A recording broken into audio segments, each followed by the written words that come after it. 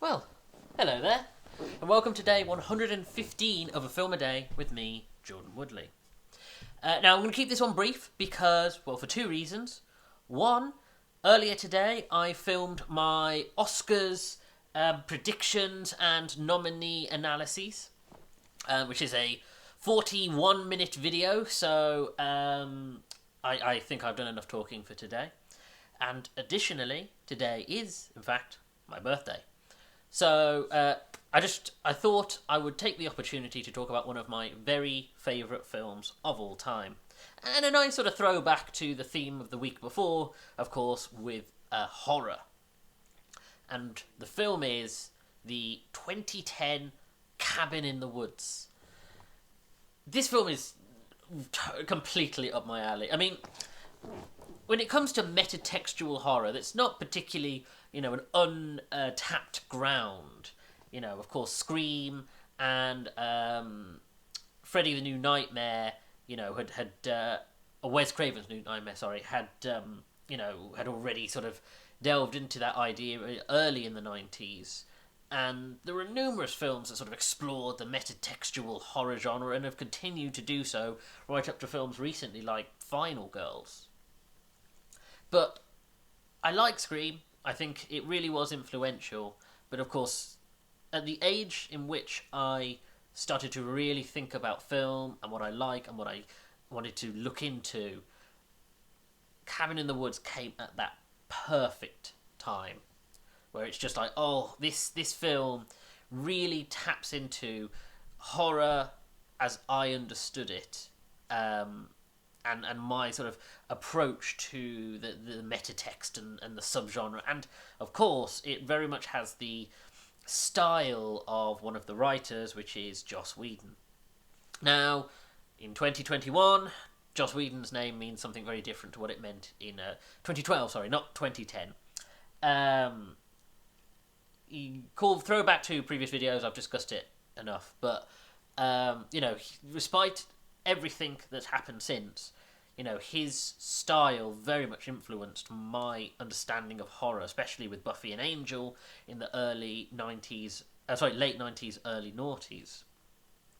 And it influenced TV and the horror genre from that point on. And so by the time we get to 2012 with Cabin in the Woods, that horror was really in that place partly from the contribution of Joss Whedon, but also just in terms of where we were at with the genre.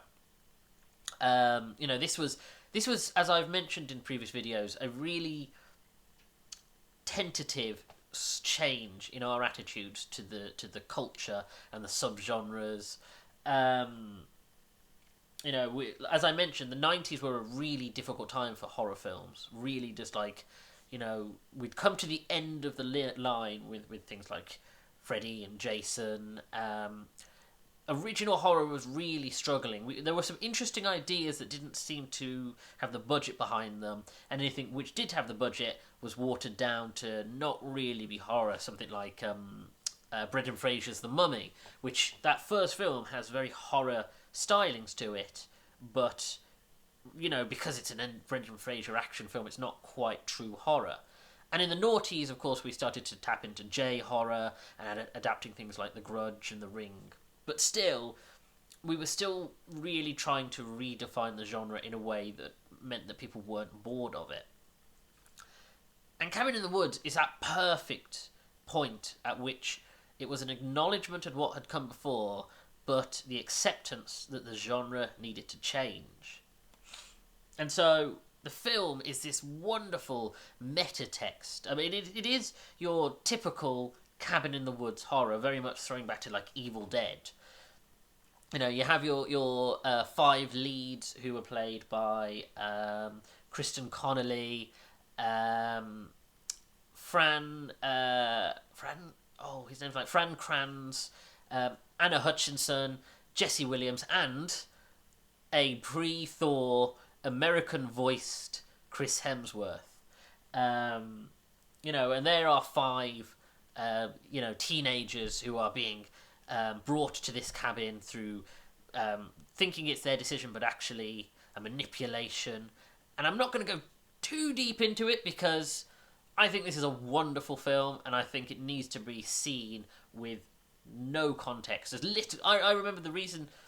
I remember seeing an idea of a trailer for it, as in, I don't remember seeing a trailer that went into any great detail, but I remember thinking, oh, this is an interesting idea for a film, but without knowing context, and going in practically with no understanding. I actually went into the cinema, sat down, and in the first 5 minutes, I genuinely thought I'd gone into the wrong screening. Because it is that perfect blend of sort of office comedy mundanity with your horror slasher tropes, and sort of this weird juxtaposition, and without really understanding why we're being presented these two parallel narratives until they start to slowly come together and converge. But yeah, and the way that it sort of uses humour and self-aware language to sort of suggest things like reasons why characters split up, the way that characters fall into these archetypes. And it starts on a very superficial surface level, but over the course of the film you realise that, oh, there is a reason for everything in this genre. Both in terms of the internal narrative, where you see things at the beginning that you don't really understand, but they are wonderful callbacks when you get to the end and you go, oh, now I see. But on top of that, the genre as a whole, where you go, well, why would in a horror film a character act this way? This film has an explanation for it. Or, oh, this seems very coincidental that this sequence of events would happen in this manner. The film has an explanation for it. And it's again, it is that perfect blend of self-aware humour with explaining the tropes of horror and why we exist in the world that we do. And again, the deeper you get into the film, the richer that becomes until you get to the end, and you leave the film thinking, oh, there's an even deeper level of meaning behind it that, I'm going to go away and think about. This is the ultimate horror fans' horror film. And I genuinely just think it's so much fun. And yet, it doesn't pull on the horror. When it does go to scary places, it's genuinely, quite... It like I say, it doesn't pull on its punches. It has got teeth to it. And some of the really gruesome bits are quite horrid.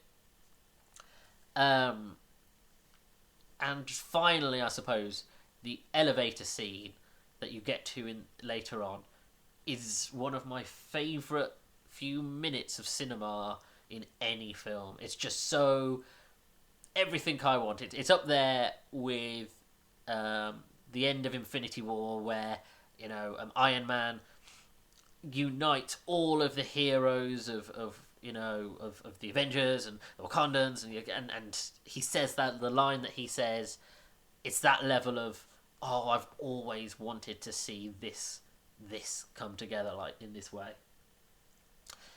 But yeah, I love this film. I'm really happy I watched it on my birthday. Thank you for joining me. If you like the video, please hit the like button, subscribe to the channel, and please check out any of my 100 plus videos. Please hit that little bell to get notifications when new uploads go up. And please also follow me on Twitter at Jordan_Woodley, where I'm always tweeting about films and movie news and funny videos, and of course links to uploads on the channel. Thank you for joining me. Take care.